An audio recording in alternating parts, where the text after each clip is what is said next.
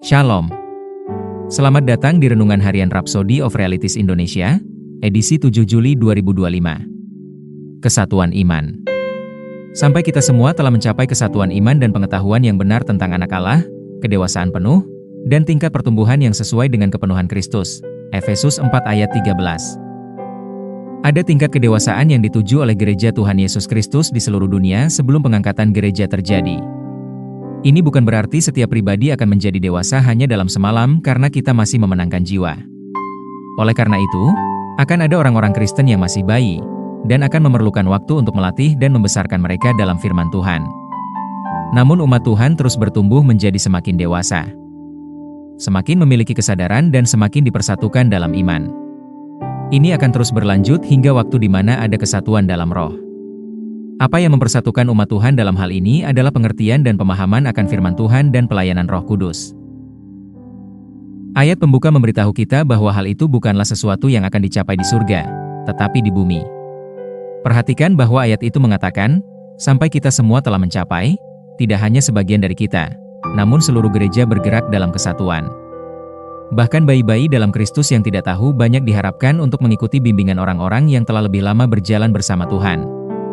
Itulah mengapa Paulus dengan yakin berkata, "Jadilah pengikutku, sama seperti aku juga menjadi pengikut Kristus." 1 Korintus 11 ayat 1. Dia berkata, "Jadilah pengikutku," karena ia mengikuti sang guru. Itu seperti tinggal di kota dengan tingkat pencerahan yang tinggi, bahkan jika seseorang tidak pernah bersekolah. Ia akan berbudaya seperti itu hanya dengan berada di lingkungan itu. Dalam Kristus, kita semua hidup dalam kota rohani Tuhan, tetapi kamu sudah datang ke Bukit Sion, ke kota Allah yang hidup, Yerusalem sorgawi dan kepada beribu-ribu malaikat, suatu kumpulan yang meriah. Ibrani 12 ayat 22. Kita semua terlibat dalam proses pendewasaan tubuh Kristus ini, mempelajari firman, mengikuti tuntunan Tuhan, dan membantu orang lain untuk bertumbuh di dalam Dia, sampai kita, gereja, tiba di tempat kedewasaan dan kesatuan yang tak terpisahkan seperti yang dijelaskan oleh firman. Pastikan engkau melakukan peranmu. Mari kita berdoa. Bapa terkasih, aku bersyukur atas pelayanan Roh Kudus dan pengertian firman-Mu yang menyatukan dan mendewasakan kami dalam Kristus. Aku serahkan hidupku sebagai teladan yang layak diikuti bagi yang datang bergabung. Saat aku mengikuti Kristus, aku menuntun yang lain dengan perkataanku, tindakan, dan pengabdianku padamu. Aku bersyukur atas kasih karunia-Mu yang memampukan aku berjalan dalam hikmat dan kebenaran-Mu setiap waktu, dalam nama Yesus, amin.